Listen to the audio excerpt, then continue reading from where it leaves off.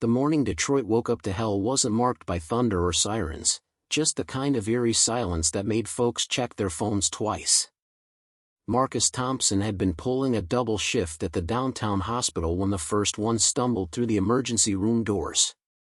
Nobody thought much of it at first, just another strung-out dude looking for a fix, all glassy-eyed and jerking around like his muscles didn't remember how to work. But then the guy lunged at Nurse Patterson with a speed that wasn't natural, wasn't human, and took a chunk out of her shoulder before 3 orderlies could wrestle him down. That's when Marcus knew something was seriously jacked up. The bite victim didn't scream the way people should scream. She just stood there, twitching, her eyes going foggy like someone had pulled the plug on her soul. Marcus had seen a lot of crazy stuff in his 10 years working emergency medicine, but he'd never seen anything that made his gut twist like this. By noon, the hospital had turned into a war zone. The thing about zombies, Marcus realized real quick, was that they didn't follow any rules that made sense. Headshots worked like in the movies, sure, but getting close enough to land one when you're armed with nothing but a fire extinguisher and pure adrenaline was a whole different ballgame. He'd barricaded himself in the supply room with 2 other survivors, a young resident named Tommy McKenzie who looked like he was about to lose his lunch every 5 minutes, and an older janitor everybody called Pops, a Vietnam vet who seemed like the only one keeping his cool. Pops had grabbed a mop handle and broken it against his knee, creating a makeshift spear that he wielded like he'd done this before. "Stay tight, stay quiet," Pops whispered, his voice gravelly but steady. "These things hunt by sound and movement. We wait for an opening, then we move fast and low." Marcus nodded, trying to slow his breathing, trying not to think about the screams that had filled the hallways just minutes before. His phone buzzed in his pocket, and he risked a glance. Text messages flooded in from his sister Vanessa across town, each one more frantic than the last. "Marcus, where are you? The news says stay inside. Oh God, they're in the building. Marcus, please answer." His fingers shook as he typed back, "I'm alive.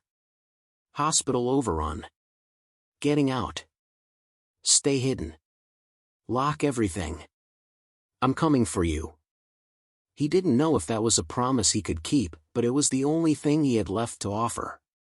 The power cut out around 1 o'clock, plunging the hospital into a dim emergency lighting that made every shadow look like it was reaching for you. Tommy was losing it, muttering prayers under his breath, his fancy medical degree not worth a damn in this new world that had unfolded in less than 4 hours. Marcus grabbed his shoulder, maybe harder than he needed to. "Hey man, I need you here with me, all right? Your family gonna want you to come home, so we're gonna make that happen, but you gotta keep it together." Tommy's eyes focused a bit, and he nodded, swallowing hard. Outside the supply room door, they could hear the shuffling, that god-awful dragging sound that was becoming the soundtrack to the apocalypse. The zombies moved in packs, bumping into walls and each other, groaning with voices that sounded almost confused, like they were calling out for something they couldn't quite remember. Pops pressed his ear to the door, then held up 3 fingers, pointing left. 3 of them out there, heading toward the west corridor. "That's our shot," he mouthed.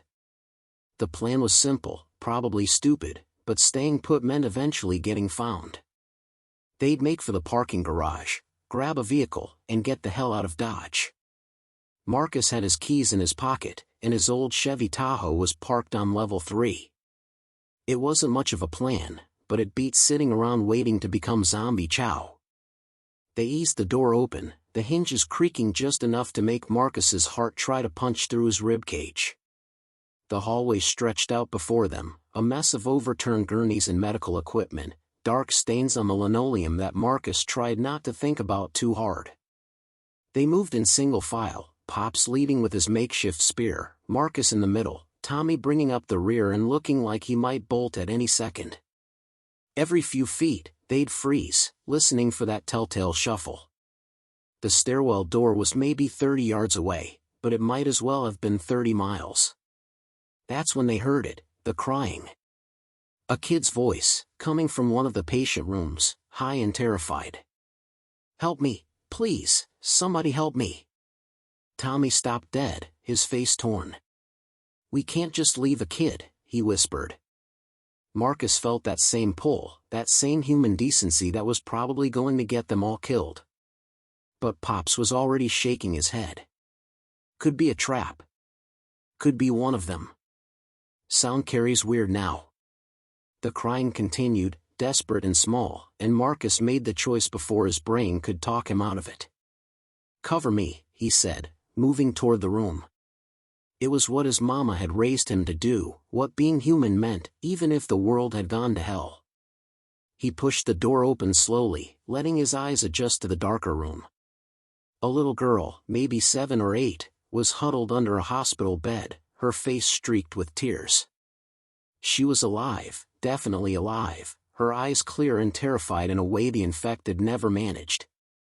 "Hey sweetie, it's okay. I'm gonna get you out of here," Marcus said softly, extending his hand. She scrambled out and grabbed onto him like a lifeline, her whole body shaking. "My mom," she sobbed into his scrub top. "She got sick and then she tried to hurt me." Marcus felt his throat tighten. This kid had just lived through every child's worst nightmare, and the day wasn't even halfway done. He scooped her up, feeling her arms lock around his neck. "What's your name, honey?"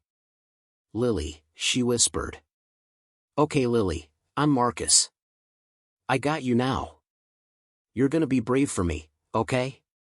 She nodded against his shoulder, and when he turned back to the hallway, both Pops and Tommy had that same grim acceptance on their faces. They were now a group of 4, their odds worse, their responsibility heavier. The stairwell was a different kind of nightmare. The emergency lights flickered, creating a strobe effect that played tricks on your eyes. Every landing could hide a dozen zombies, every shadow could be death. They descended slowly, Pops checking each corner like he was back in the jungle clearing villages. On the second-floor landing, they found it, a group of maybe 6 or 7 of the infected, clustered around something Marcus didn't want to look at too closely. The zombies hadn't noticed them yet, too focused on their grim business. Pops signaled for a retreat back up, but Tommy's foot caught a piece of debris, a plastic water bottle that clattered down the concrete steps with a sound like gunfire in the silence. Every dead head swiveled their direction at once, and then they were moving, that lurching sprint that was somehow both clumsy and terrifyingly fast. "Go, go, go!" Marcus shouted, abandoning stealth for speed. They pounded down the stairs, taking them 2 at a time, Lily bouncing against Marcus's shoulder, her face buried so she didn't have to see. Tommy was yelling something incoherent, pure fear giving his legs wings. They burst through the parking garage door on level 3, and Marcus fumbled for his keys, his hands slick with sweat. The Tahoe's lights blinked twice as he unlocked it, and never had his beat-up SUV looked so beautiful. They piled in, Marcus throwing Lily into the back seat with Tommy while Pops claimed shotgun, his spear still gripped tight. The engine roared to life just as the first zombie crashed through the stairwell door, followed by the rest of the pack. Marcus threw it in reverse, tires squealing, and clipped one of the infected hard enough to send it spinning. He cranked the wheel, shifted into drive, and punched it toward the exit ramp. The garage's automatic arm was down, but he didn't slow, just ducked his head and plowed through it, fiberglass and metal exploding across the hood. Then they were out, hitting the street, and the full scope of the catastrophe spread out before them. Detroit was eating itself alive. Cars were abandoned in the middle of intersections, some still running, doors hanging open where people had fled. Fires burned unchecked in at least 3 places Marcus could see, sending columns of black smoke into the afternoon sky. And everywhere, there were bodies. Some moving, some not, and the worst part was trying to tell the difference before it was too late. A group of survivors ran past their vehicle, pursued by a larger group of the infected, and Marcus had to force himself not to stop, not to help, because stopping meant dying and he had Lily and Tommy and Pops counting on him now. "Where we heading?" Pops asked, his voice still steady, still calm, like they were just going for a Sunday drive. Marcus's mind raced. His sister Vanessa lived in an apartment complex in Midtown, about 4 miles from here. For miles that might as well be the surface of Mars given what the streets looked like. But she was family, and family meant everything. "My sister's place," he said. "Midtown, off Woodward. She's alone, scared. I gotta get to her." Nobody argued. In this new world that had been born in blood and chaos, you held on to whatever humanity you could find, and that meant not leaving family behind. The drive was a nightmare of navigation. Main streets were clogged with abandoned vehicles, forcing Marcus to cut through neighborhoods, jumping curbs, and plowing through fences when he had to.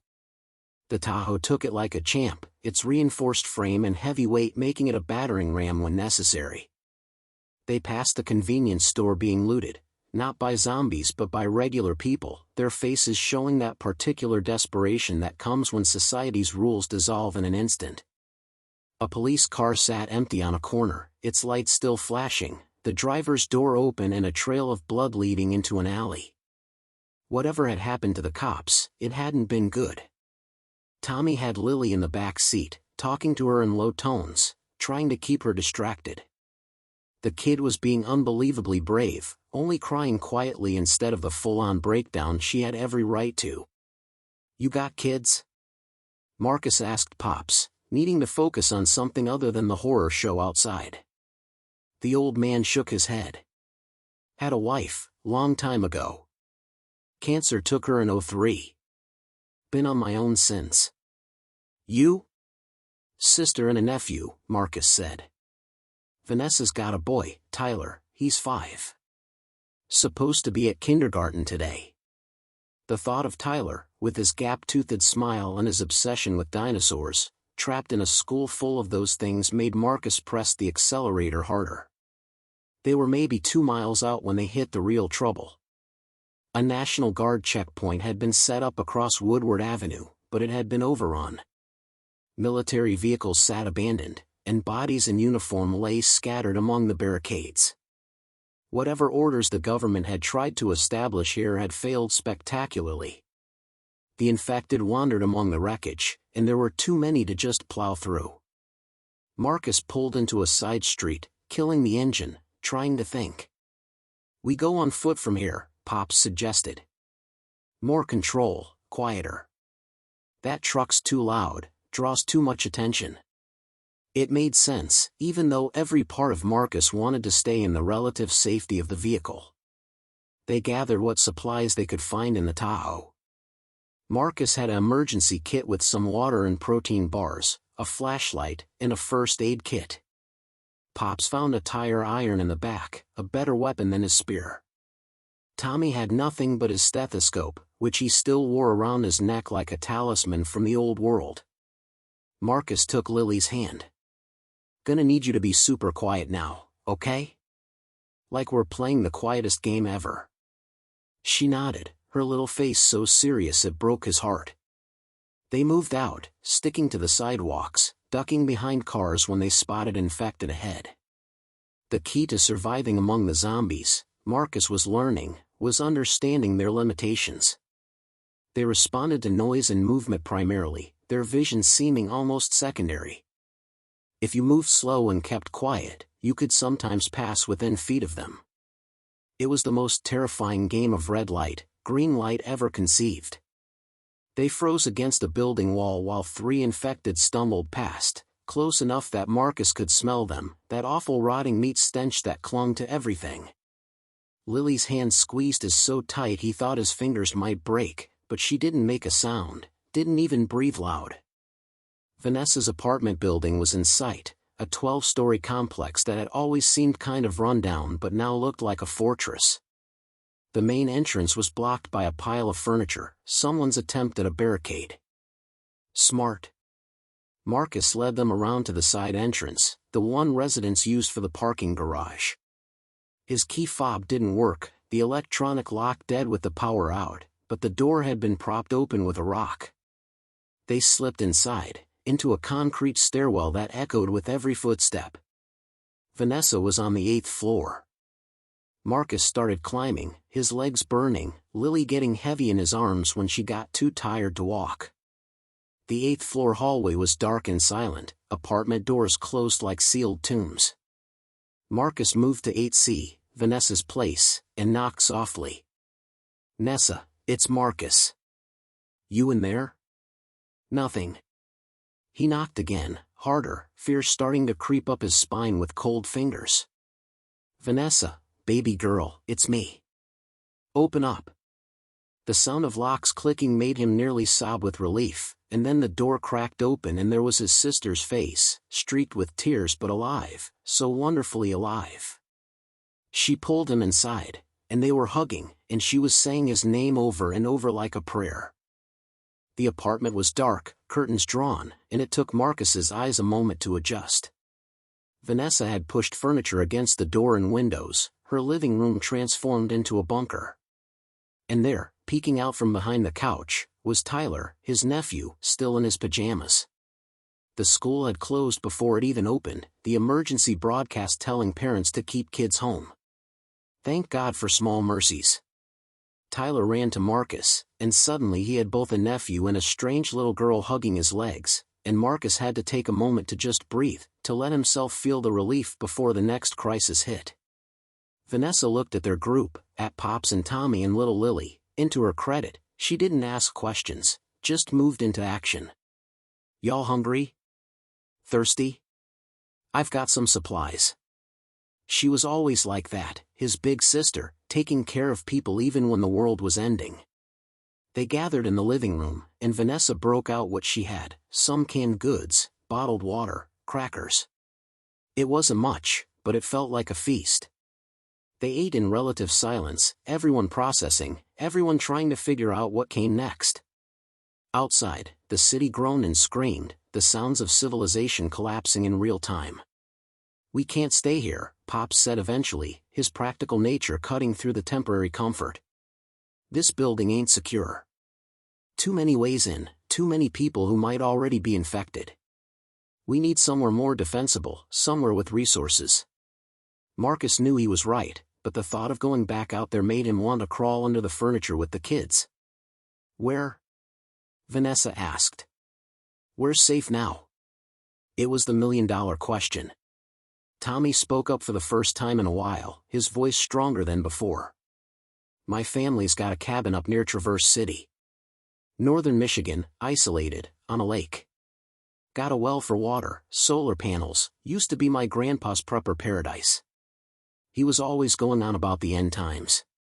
He laughed, a slightly hysterical sound.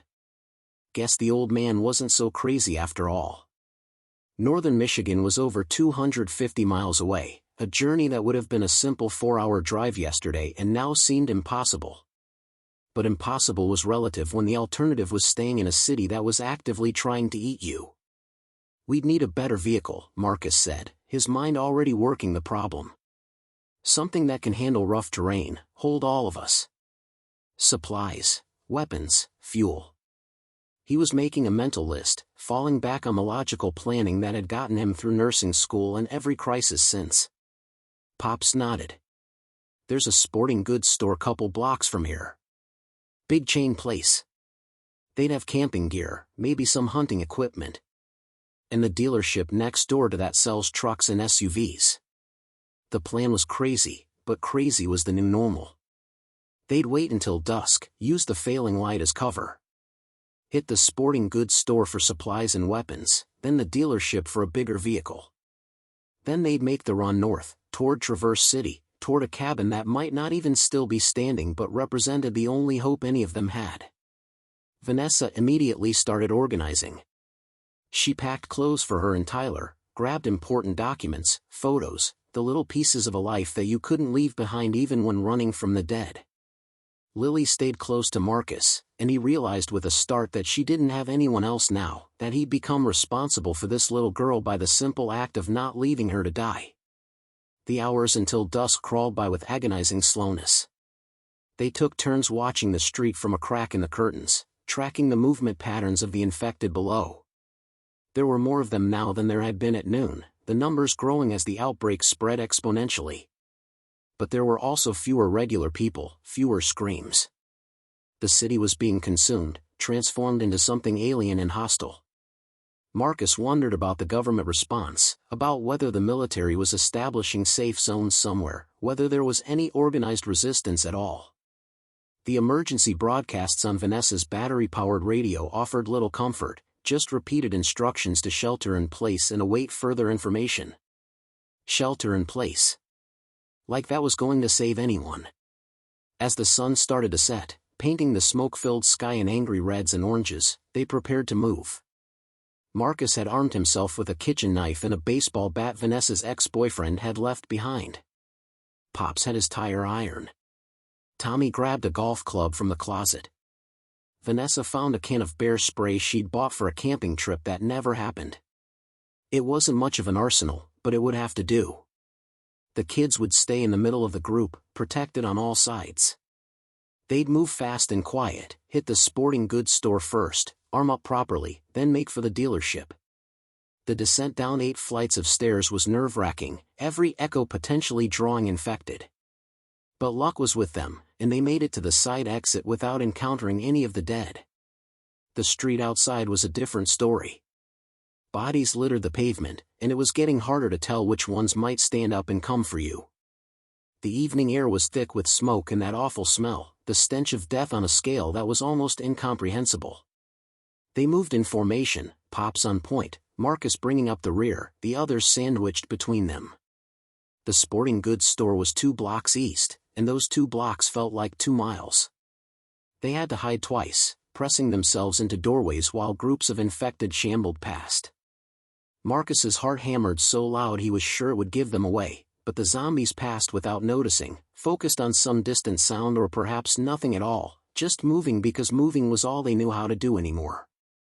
When they finally reached the store, they found the front windows had been smashed, the interior dark and ransacked. But ransacked didn't mean empty. They climbed through a broken window, glass crunching under their feet despite their best efforts to be quiet. Inside was a scene of chaos. The looting had been frenzied, with displays overturned and merchandise scattered everywhere. But the looters had mostly gone for electronics and expensive gear, leaving the practical stuff behind.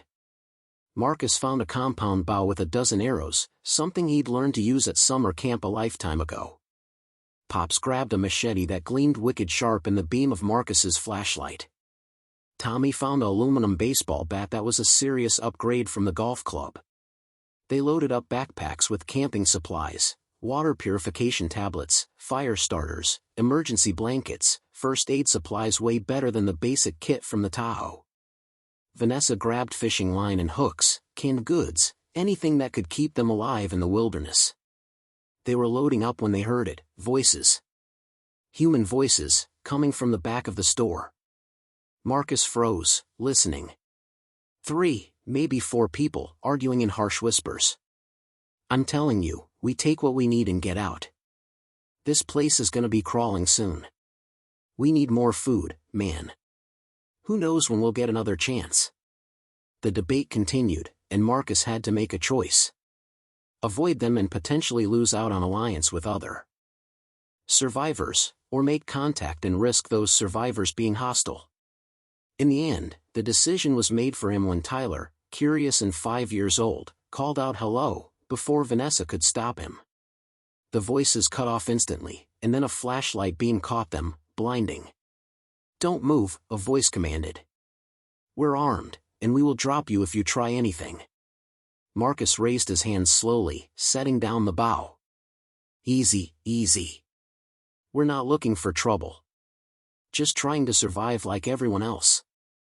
The flashlight lowered slightly, and Marcus could make out 4 figures. 3 men and a woman, all looking rough and scared and dangerous in the way desperate people get.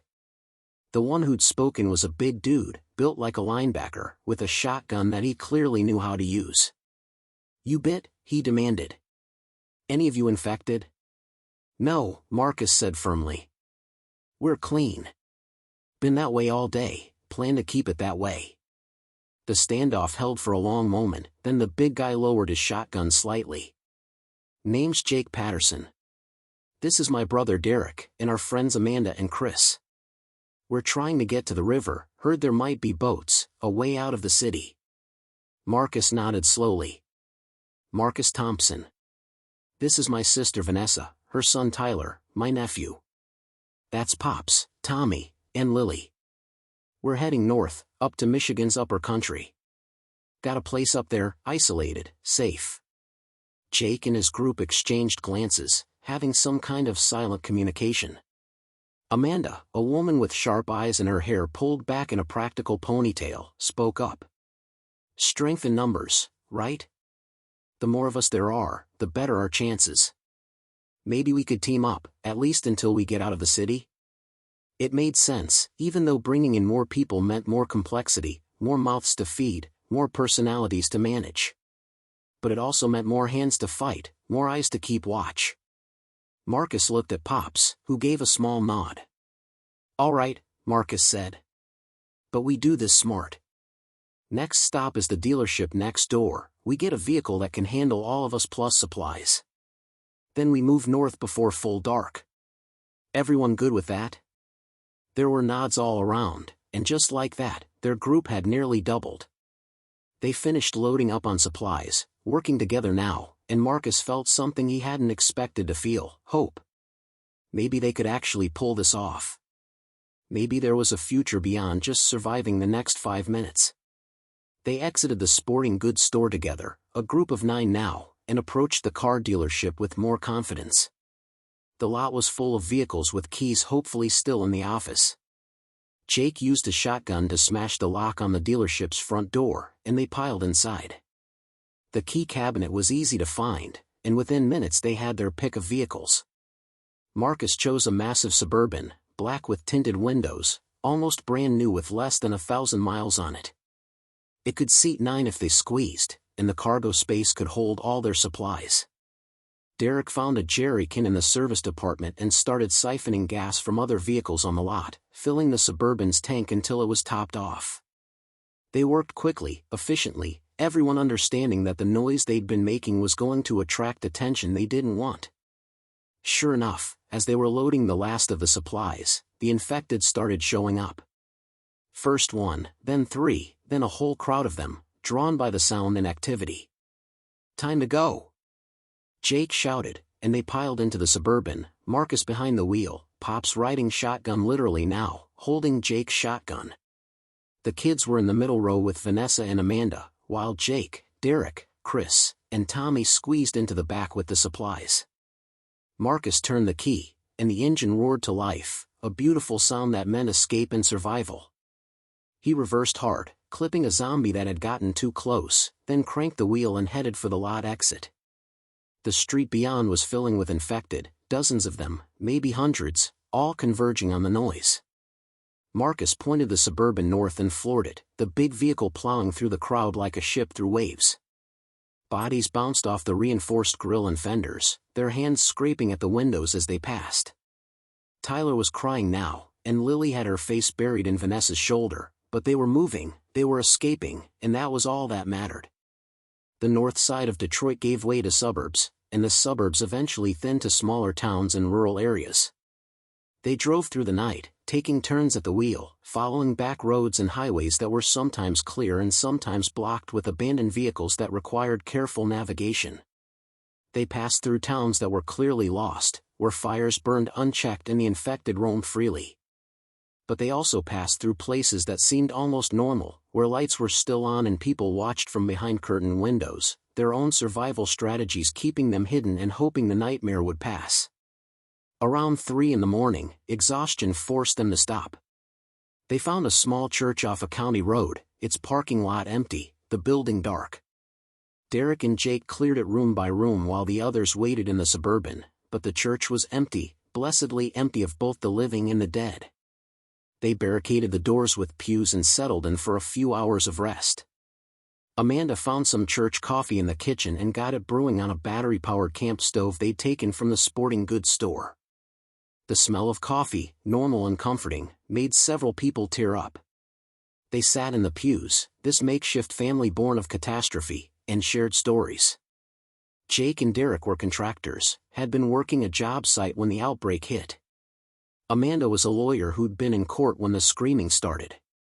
Chris was a college student, studying engineering, who'd survived by hiding in his dorm room until Jake's group found him. Their stories were all similar, normal people living normal lives until the world turned inside out in a matter of hours. Pops shared a bit about his time in Vietnam, how he'd seen civilization break down before in the jungle, how humans could be both incredibly resilient and incredibly fragile.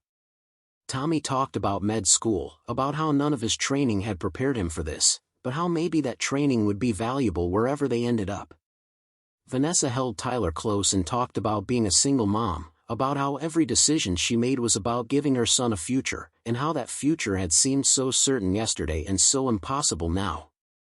Marcus looked at Lily, who'd fallen asleep against his side, and wondered about her parents, about the life she'd lost, about whether she'd ever be able to be just a kid again.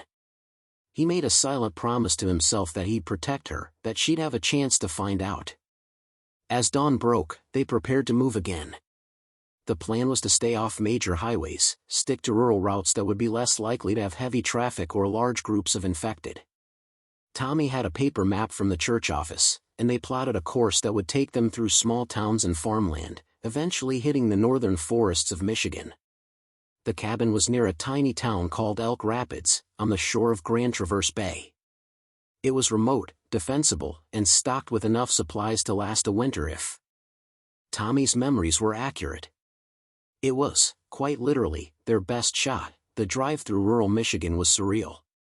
They passed farms where animals still grazed, indifferent to the human apocalypse unfolding around them. They drove through small towns where the infection seemed not to have reached yet, or where the local populations had managed to contain it. In one town, they saw a roadblock manned by armed citizens, locals who decided to protect their own. The guards waved them through after a tense negotiation and a visual check for bite marks, offering directions to avoid a larger town to the east that had gone bad. They made it to Traverse City by late afternoon, and the resort town showed signs of chaos but not total collapse. Some stores were being guarded by their owners, armed and defiant. Others had been looted and abandoned. The streets were mostly empty of both people and infected, creating an eerie ghost town atmosphere. They didn't stop, pushing through to the northern outskirts where the developments gave way to forest. Tommy directed Marcus down increasingly narrow roads, paved giving way to gravel giving way to dirt, until finally they turned onto an unmarked driveway nearly hidden by overgrown brush. The cabin sat in a clearing surrounded by tall pines, overlooking a small lake that sparkled in the late afternoon sun. It was bigger than Marcus had expected, a 2-story log structure with a wraparound porch and solar panels on the roof. Tommy's grandfather had clearly taken his preparedness seriously. They approached cautiously, weapons ready, but the cabin was empty, locked up tight just as Tommy had left it after the funeral last year. The key was where he remembered, under a fake rock by the porch steps, and when the door swung open, they were greeted with the smell of cedar and dust, the scent of safety. The relief was overwhelming. They'd made it.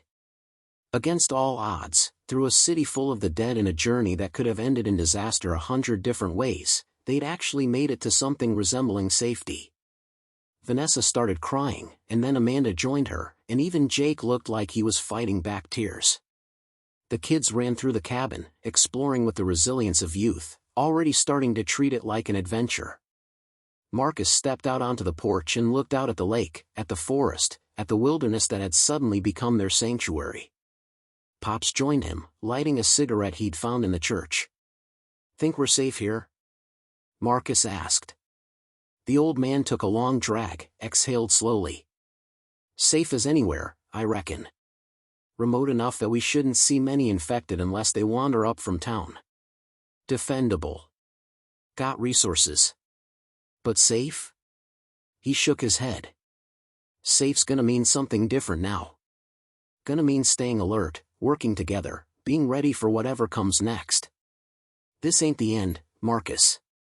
This is just the beginning of whatever world comes after." Marcus knew he was right. The zombie outbreak wasn't going to just blow over. This was civilization ending, the old world dying and a new one being born in blood and chaos. But standing there on that porch, with people he'd come to care about in the span of a single day safe behind him, Marcus felt something he hadn't felt since the first zombie stumbled through the hospital doors: determination. They would survive this. They would build something new. They would hold on to their humanity even when the world seemed designed to strip it away. The group spent the rest of the day fortifying the cabin and taking inventory. Tommy's grandfather had been thorough. The basement was stocked with canned goods, dried foods, and water storage. The solar panels provided enough power for basic electricity. There was a well with a manual pump as backup. The gun safe held hunting rifles, a couple of handguns, and enough ammunition to fight off a small army, or a large group of zombies. Fishing equipment lined one wall of the garage, and there were seeds for planting a garden come spring. The old man had prepared for the end of the world, and his preparation might just save them all. They established a watch rotation, 2 people at a time keeping eyes on the driveway and the surrounding woods. Jake and Derek reinforced the doors and windows with wooden shutters they found in the shed. Amanda and Vanessa organized the food supplies and started planning meals that would stretch their resources. Chris, the engineering student, got the solar system optimized and set up a rainwater collection system. Tommy and Marcus inventoried medical supplies, finding a surprisingly well-stocked first aid setup that included antibiotics, surgical tools, and enough bandages to outfit a small clinic. Everyone contributed, everyone found their role. That night, they gathered around the fireplace, the kids already asleep upstairs in the bedrooms they'd claimed. The adults sat in a circle, exhausted but alive, and talked about the future. "We're gonna need more people eventually," Jake said. "A community. Can't survive long-term with just 9 of us, especially once supplies start running low." Amanda nodded. "But we have to be careful who we bring in. Screen them, make sure they're not infected, make sure they're not dangerous. One bad apple and we're all dead." It was harsh but true.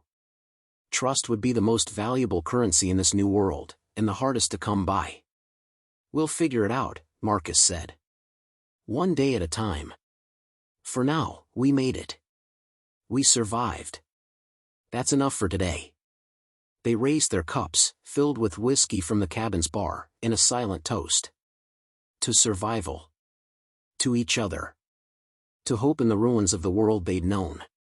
Outside, the Michigan wilderness stretched dark and deep, full of unknown dangers but also possibility. Somewhere out there, the infected roamed. Somewhere out there, other survivors struggled to stay alive. Somewhere out there, the remnants of the government might be regrouping, or might have fallen entirely. But here, in this cabin by the lake, 9 people who'd been strangers less than 48 hours ago had become something more. They'd become a family, bonded by shared trauma and the simple fact that they'd all chosen to keep fighting when giving up would have been easier. Marcus thought about the hospital where this had all started, about Nurse Patterson and all the others who hadn't made it. He thought about the city they'd left behind, about how many people had died in those first terrible hours. He felt guilty for surviving when so many hadn't, but he also felt a responsibility to make that survival mean something. Over the following days, they fell into a routine. Morning watch, breakfast as a group, then everyone to their assigned tasks. Jake and Derek built reinforced barriers around the property's perimeter, creating a defensible zone. Chris rigged up early warning systems using tripwires and bells. Amanda and Vanessa taught the kids basic survival skills: how to identify edible plants, how to fish, how to stay quiet when necessary. Tommy and Marcus set up a proper medical station in one of the spare rooms, organizing supplies and discussing how to handle injuries and illnesses without access to a hospital. Pops, with his military experience, drilled everyone on weapon use and basic combat tactics. They had scares. On the 4th day, a group of 3 infected stumbled into their clearing, probably wanderers from Elk Rapids. Jake and Derek handled them quietly with machetes, dragging the bodies far from the cabin and burning them. On the 7th day, a car came up the driveway, carrying a family of 4 who'd been driving north like they had. After a tense negotiation and a 24-hour quarantine to ensure no one was infected, they welcomed the family in. The Hendersons, a couple in their 50s with 2 adult daughters, brought skills of their own: farming knowledge, mechanical expertise, and most importantly, hope that there were more good people out there trying to survive. As weeks passed, the group at the cabin grew slowly and carefully. They took in a former Marine named Rodriguez who'd been surviving alone in the woods. They welcomed a doctor named Patricia Wu who'd escaped from a hospital in Traverse City and had been searching for somewhere safe to practice medicine again. Each new arrival was screened, quarantined, and evaluated, but each also brought new skills, new perspectives, new strength to their growing community. They weren't just surviving anymore, they were building something. Marcus stood on the porch one evening as fall started to give way to winter, watching the first snow fall over the lake. Tyler and Lily were playing in the cabin behind him, their laughter a sound he'd worried he might never hear again. Vanessa was helping Amanda prepare dinner, the smell of cooking venison wafting out. Pops was teaching Chris and the Henderson daughters how to properly clean the hunting rifles. Dr. Wu was checking in on Rodriguez, who'd twisted his ankle during patrol. It was almost normal, this life they were carving out of the apocalypse. Thinking deep thoughts? Tommy joined him, handing over a cup of coffee, real coffee they'd scavenged from an abandoned store. Marcus smiled. Just thinking about how weird it is. The world ended, but we're still here. Still going.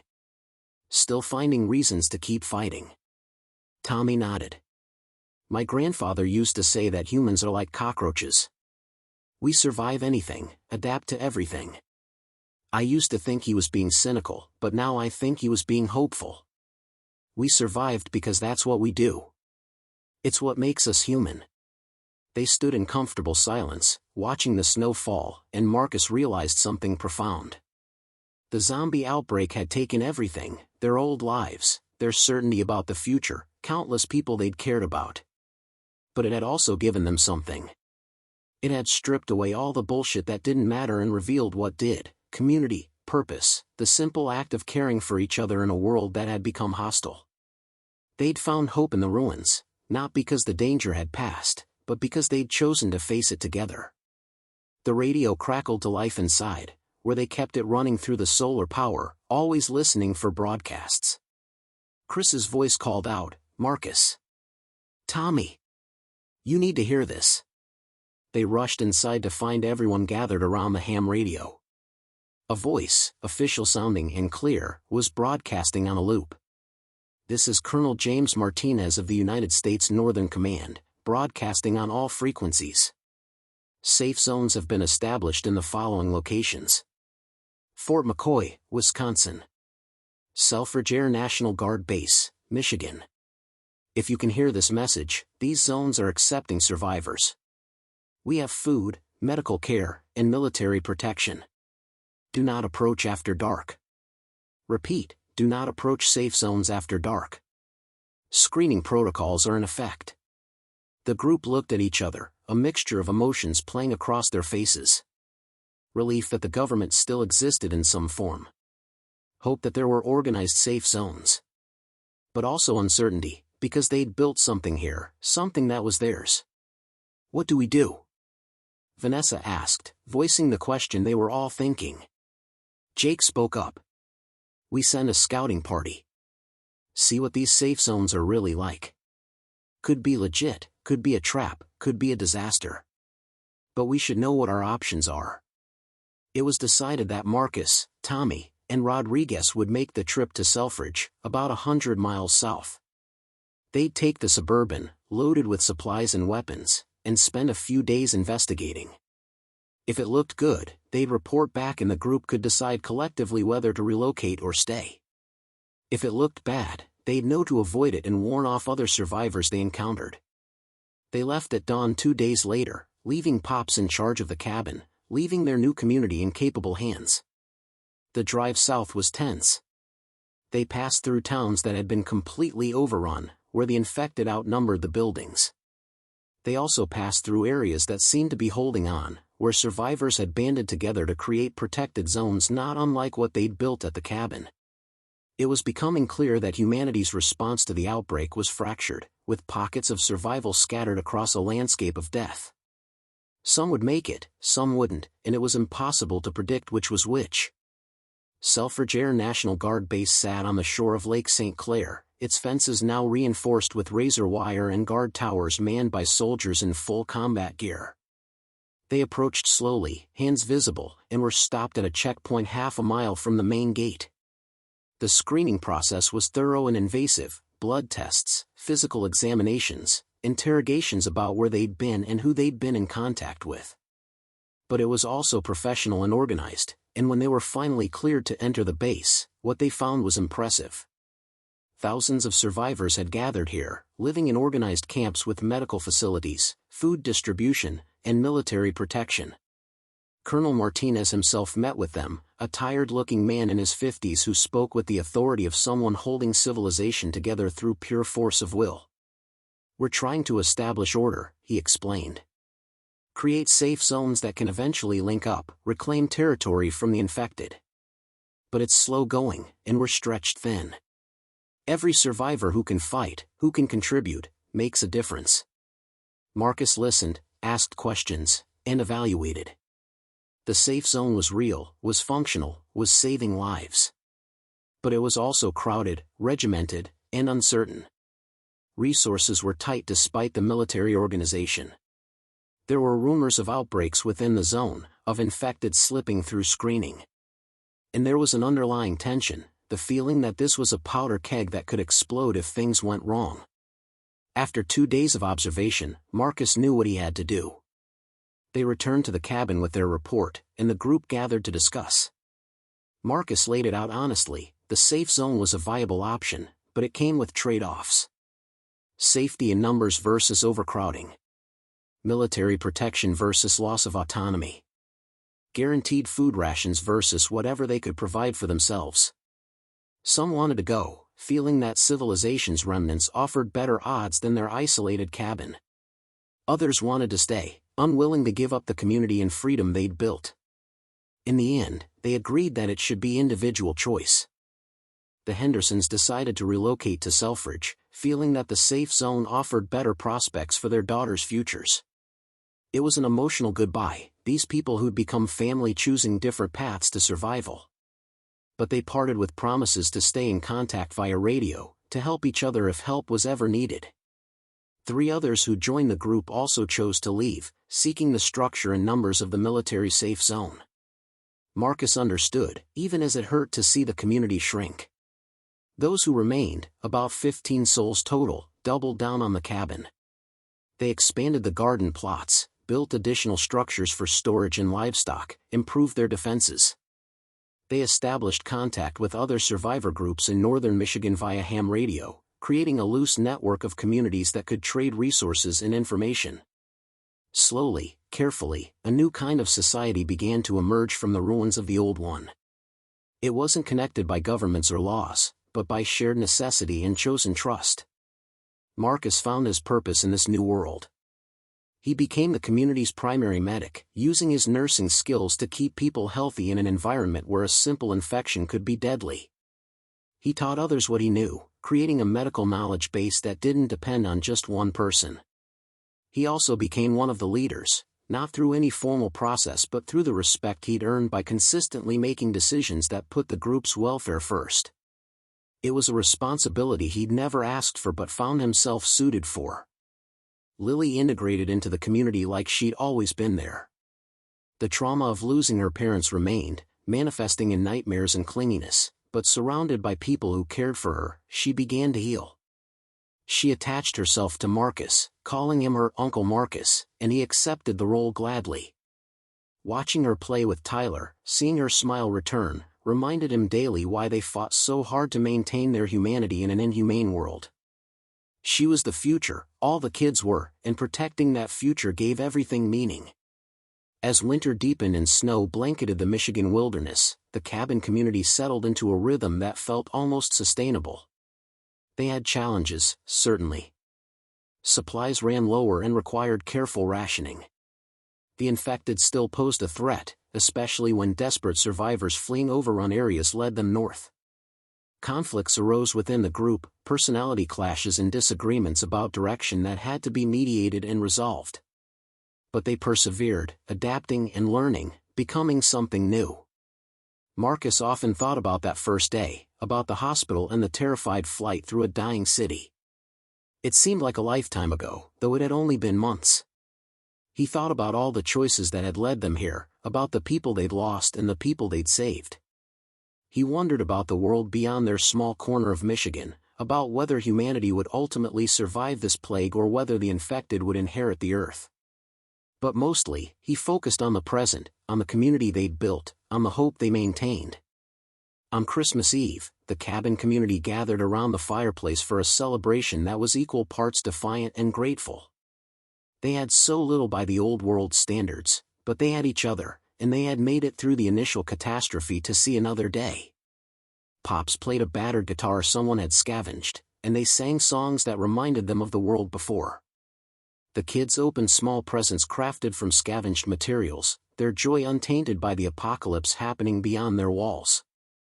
It was beautiful and heartbreaking and hopeful all at once. Marcus raised his glass, looking around at the faces illuminated by firelight, seeing family in every one of them. To ordinary people facing extraordinary challenges, he said, his voice thick with emotion. To surviving. To thriving. To hope in the ruins. They echoed his toast, and in that moment, Marcus knew with absolute certainty that they would make it. Not because the danger had passed or because things would ever be easy again, but because they'd chosen to face the darkness together, to hold on to their humanity when it would have been easier to let it go. The zombie apocalypse had revealed something essential about people. When everything was stripped away, when society collapsed and death walked the streets, humans had a choice. They could give in to fear and selfishness, or they could choose community and compassion. Marcus's group, this makeshift family born from catastrophe, had chosen the latter. They'd found hope in the ruins, not by ignoring the horror around them, but by creating something worth surviving for in the midst of it. They'd become more than just survivors, they'd become architects of whatever world came next, building it one day at a time with determination, sacrifice, and an unshakable commitment to each other. As the celebration continued into the night, Marcus stepped outside into the cold winter air, looking up at stars that shone with crystalline clarity in the unpolluted sky. The world had ended, but the universe went on, indifferent to human struggles. Somewhere out there, other communities were fighting the same fight, building their own hopes in their own ruins. Somewhere, the infected still roamed, a constant reminder of how quickly everything could fall apart. But here, now, in this moment, there was warmth and laughter and life continuing against all odds. It was enough. It had to be enough. And somehow, impossibly, it was.